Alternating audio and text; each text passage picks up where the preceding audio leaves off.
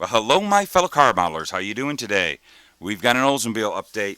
So at the time of while you watching this, this is Saturday. I have 1 week to finish this model. If I don't get it done in a week, I'm going to have to put it off the side. I'm going to have to get back onto my 40 Ford because that's got to become priority.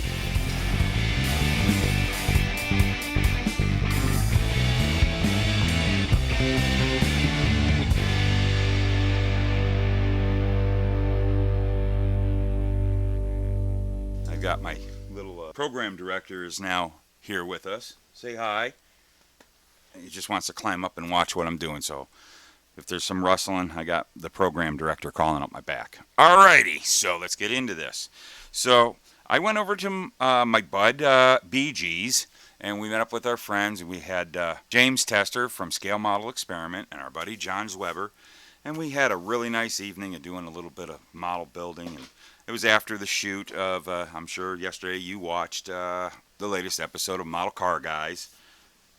So, been working on this. Obviously, I got a little farther, and a couple of interesting things. So, I painted this last night over at BG's. I didn't have any gold paint, and he said, I got you covered. And we got kind of like C3PO gold on this. Not really exactly what an Oldsmobile will have, but it's gold. It's better than nothing. I'll probably just paint some silver onto the transmission, and we'll be done.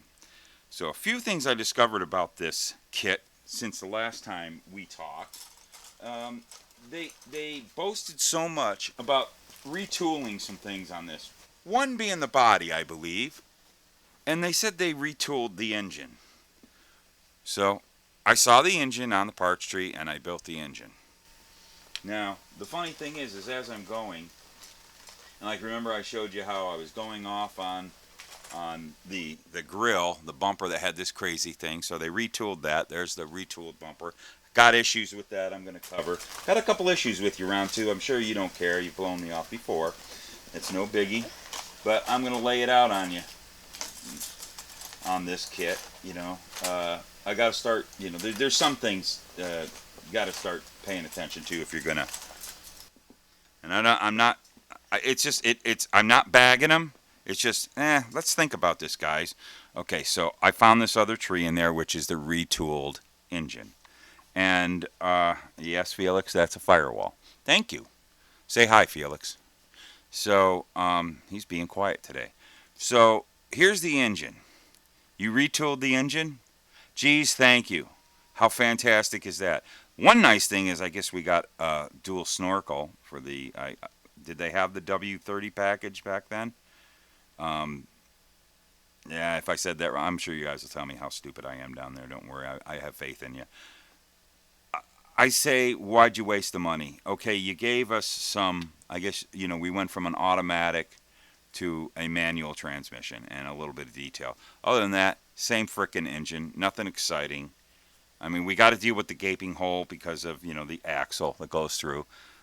Those don't bother me as much as it bothers people. I mean, I have no idea how the hell I'm going to keep the oil in the engine, but, we'll figure something out. That's what JB Weld is for. But, quite honestly, you really didn't do me any favors, and I blew it anyways.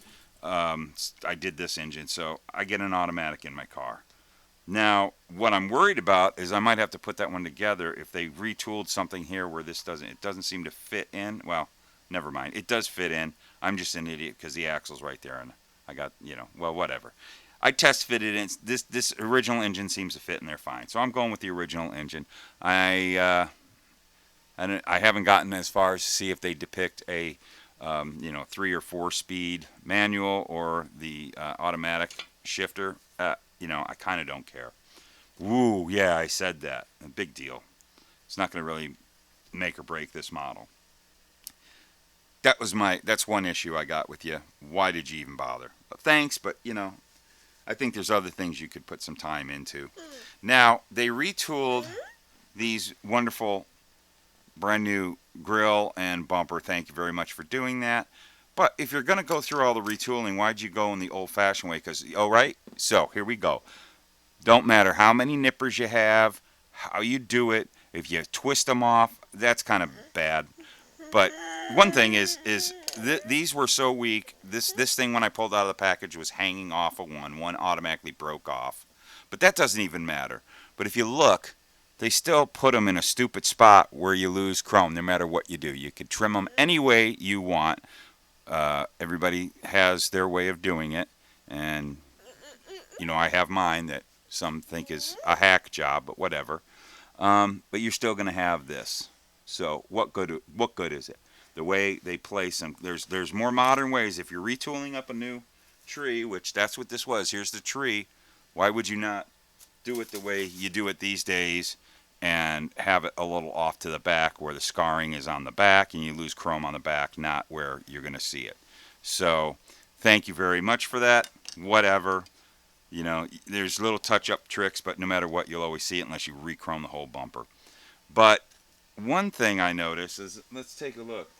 What we always had in these old kits, I don't know, this kit didn't seem to have the problem, but you remember some of the old kits would have a parting line go right there, right there, right in the middle of the side of the thing. These don't seem to have it, and they don't have it on there, thank goodness. That always would wreck a modern, here, I could show you on this old Ford. You see what I'm talking about?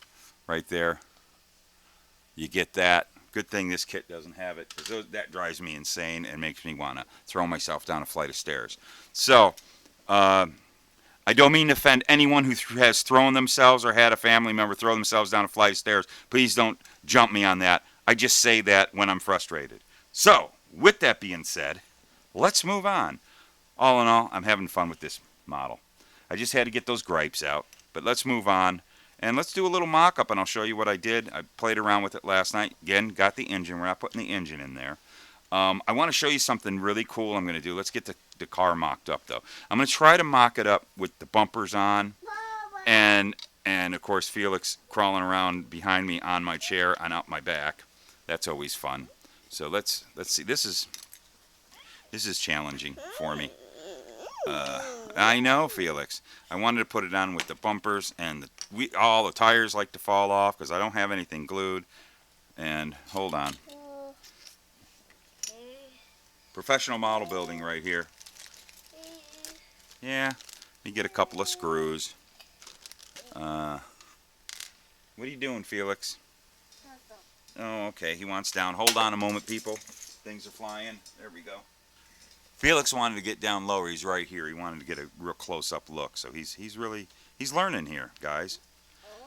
Oh yeah. All right. I don't really have these to where. Yeah. This is going to be interesting. So let's try to get.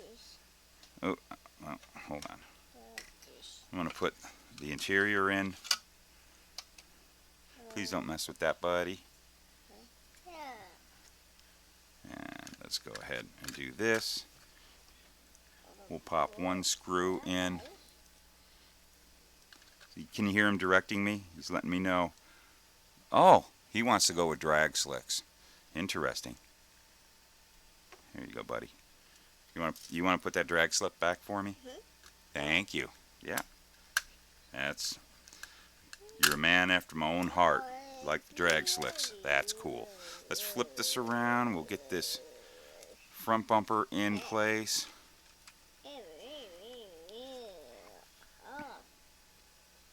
I gotta say, that's the one nice thing about these screwing things, is for mocking up. You get a true mock-up with them. There we go. So we got that all into place. Let's go ahead and put my tire back into spot.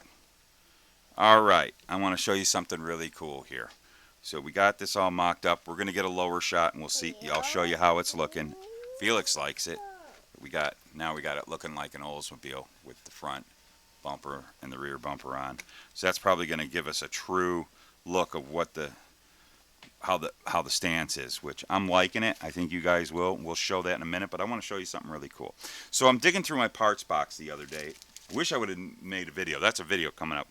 I got lots of parts boxes, and we'll probably dig through those. I was thinking I should have brought you guys with me, but I didn't. I'm sorry. See, Felix is even upset about it. So I'm trying to find my little bag of parts. that I had that go with this kit. Um, thought I had them. There we go. Production is just incredible here. How we're just not organized and we're not top notch. Okay, here we go. Here's my parts. These are a bag of parts I've been grabbing from my some of the parts to this kit, but some parts I've been digging through the parts box to kind of dress this up. So this is something BG and I were talking about on the show yesterday. Is these honking big giant goalposts right there? He said tennis court, racket, whatever. So I want to make that because I have decided. I kind of made the announcement. I can't leave it alone. I can't do it half butted, like I said, where I was going to glue. A lot of people got upset about that, and I agree. I did too. Just gluing the hood down.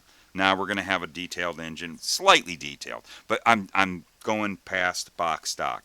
Kind of box stock, but just adding a few things just to enhance this build. And I want the hood to be up and looking cool under there. So I found this piece in the parts box. It unfortunately it doesn't. It's not. Well, you see what it is. It's not as long on this side as that side. That's kind of a bummer. But this is from an old Johan, I think a Cadillac kit. Any of you recognize it? And I just thought, that if I take that and I just glue it onto here, it's just enough to just cover up. Let's see if we can get it. I'm getting shaken to death by Felix. And let me find my tool here. Chuck talks about why you watch his crap. I'm kind of wondering why you're watching this crap. That's Chuck's, though. I didn't mean to steal it from you, Chuck, but so there we go. You kind of get the drift. That's if I can stay steady. Like again, I'm getting climbed on here, so that's why everything's moving around. But you see what we got there? Won't that look a lot better? I think I get that glued on and painted.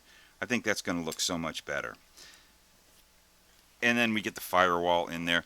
I think we can make this engine bay look really cool. And there's one other thing I'm going to do just to make it look cooler when it's sitting. Because you know what? I'm taking this to model shows. Every model I build, I don't have this thing. There's people that talk about, I'm just building a shelf model. Every model's a shelf model. Every model's a model that you can potentially take to a show. I like to show off my work. I'm not worried about the competition part of it.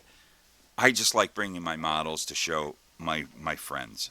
So I will take this to model shows. Every model I build, I don't care what level it is, I bring it to a model show. I don't believe in that's just a shelf model thing.